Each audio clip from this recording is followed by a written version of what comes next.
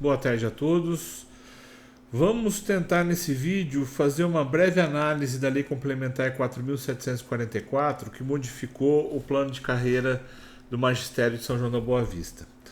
O primeiro ponto a ser observado é como se deu a tramitação do projeto de lei que originou essa lei complementar.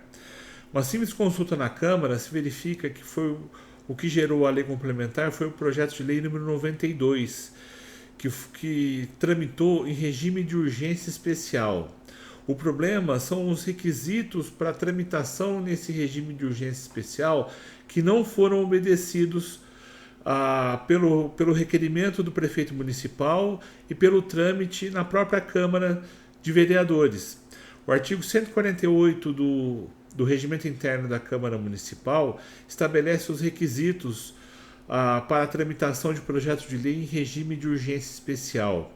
No caso, necessita de uma necessária justificativa e da urgência da matéria que teria que ser votada naquele momento sob o risco de grave prejuízo. Não é o caso desse projeto. Primeiro, porque não tem a necessária justificativa. Há um simples requerimento do prefeito municipal pedindo o regime de urgência especial. Segundo,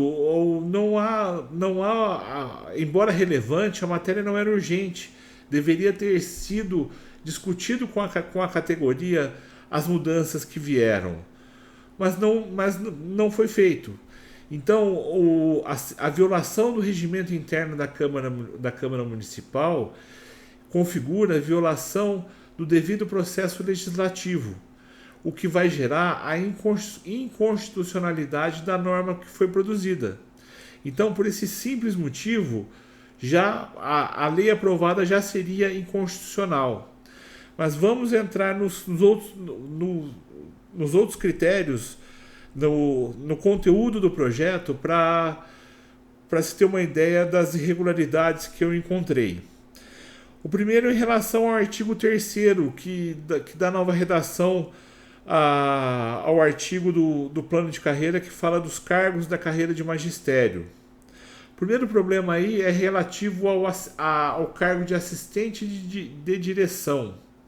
O problema aqui é que esse cargo não existe, foi criado no plano de carreira única e exclusivamente para regularizar a situação de uma servidora, que ocupa hoje o cargo de supervisora de ensino e não é professora da rede municipal. Então é mais uma irregularidade.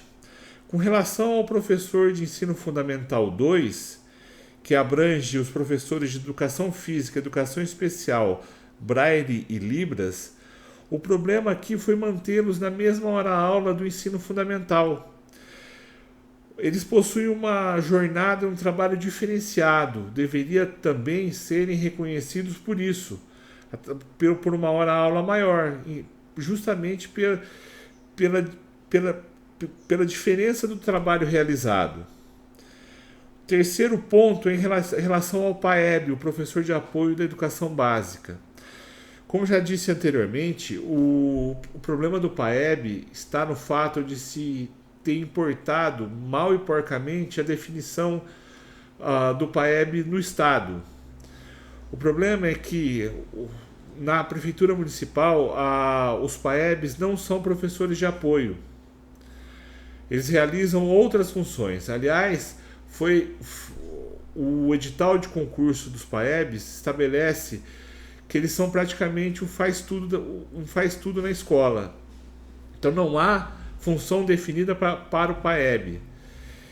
E colocou-se agora que o PAEB está em extinção na vacância. Só que nem a própria prefeitura sabe o que vão fazer com as professoras PAEB. Há uma discussão sobre a mudança dessa nomenclatura.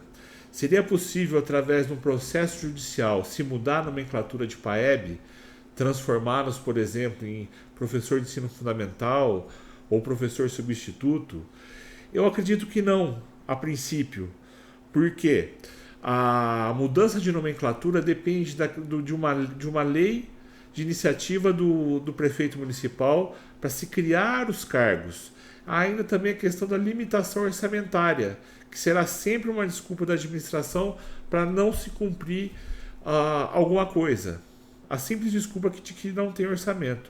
Mas a questão é a independência entre os poderes. Não pode uma ordem judicial modificar ou criar cargos na esfera do executivo. Então, mais esse problema é relativo aos PAEBs. Um outro ponto é o artigo 4º da Lei 4.744. O artigo 4º muda a redação do plano de carreira, dizendo que o provimento dos cargos será por concurso e por nomeação. É de se estranhar, por que nomeação? Essa nomeação é referência ao artigo 50, que diz que a substituição dos cargos de suporte pedagógico por impedimento, por qualquer outra razão, será feita por nomeação do diretor do Departamento de Educação. Aqui uma inconstitucionalidade. Já há uma ação direta de inconstitucionalidade transitada em julgado, dizendo que o provimento em comissão dos cargos de suporte pedagógico é ilegal, é inconstitucional. Então, como que se mantém a nomeação, mesmo que temporária, para os cargos de suporte pedagógico, nomeação do diretor de departamento? Também mais uma ilegalidade. O artigo 7º especifica a jornada de trabalho docente. Aqui temos um avanço, porque se especificou a composição da jornada, principalmente em relação à chamada hora livre, que é o terço da jornada sem alunos. A lei do piso nacional do professor determina a jornada de trabalho do professor sendo 2/3 com alunos e 1/3 sem alunos. Para que esse 1/3 sem aluno? É para o professor realizar as tarefas administrativas da função: corrigir provas, estudar, planejamento, reunião com pais, preencher caderneta. Só que o problema está na prática, se cumprir realmente o que se determina. Algumas escolas podem dar a hora livre para o professor, em outras pode-se fracionar esse tempo ao longo do dia, o que já tem jurisprudência dizendo que não pode fracionar esse tempo. Esse tempo tem que ser concedido no mínimo no valor de 1 hora aula, que é para o professor realizar as tarefas administrativas. Então, não há como se considerar, como afirma o Departamento de Educação, que o intervalo, o recreio, que é período de descanso e alimentação, é parte do terço da jornada sem alunos. Então, o problema todo está na prática, no cumprimento na prática disso. Mas temos um avanço, porque na nova redação se especifica o terço da jornada sem alunos, o tempo de HTPC, o tempo de HTPL e as horas que devem ser cumpridas na unidade escolar. Um outro ponto é o artigo 9º, que fala de carga suplementar. O problema da carga suplementar é se permitir que o professor cumpra a carga suplementar, é a precarização do trabalho docente, porque se usa mão de obra sem pagar hora extra, por exemplo. O que essa nova redação trouxe de problema é a permissão do PAEB fazer carga suplementar no apoio à aprendizagem e tarefas extracurriculares.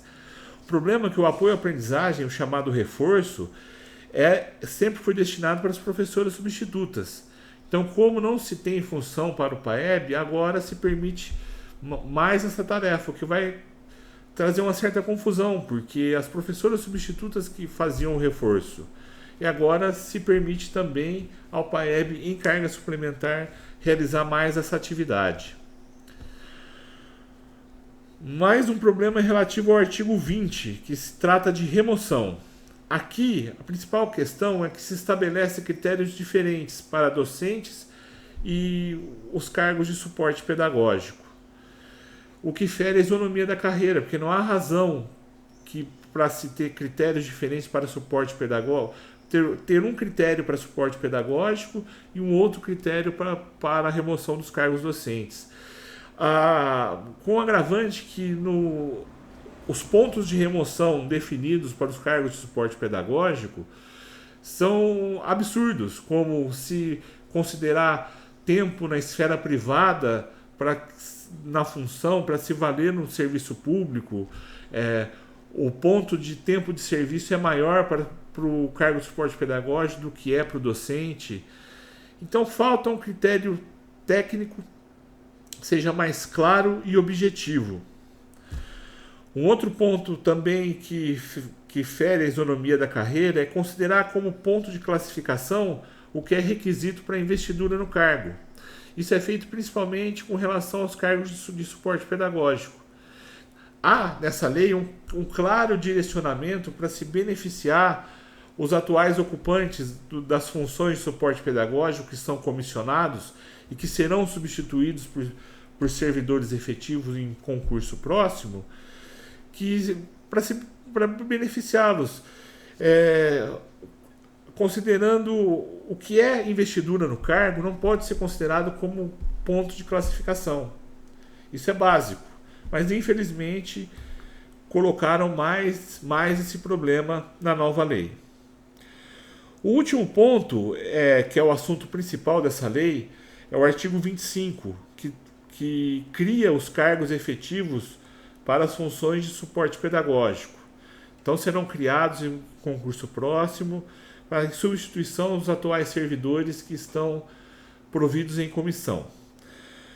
O problema é o parágrafo 3º do artigo 25, que mantém todas as vantagens diretas e indiretas aos servidores comissionados até que se realize o concurso e haja o provimento efetivo desses cargos.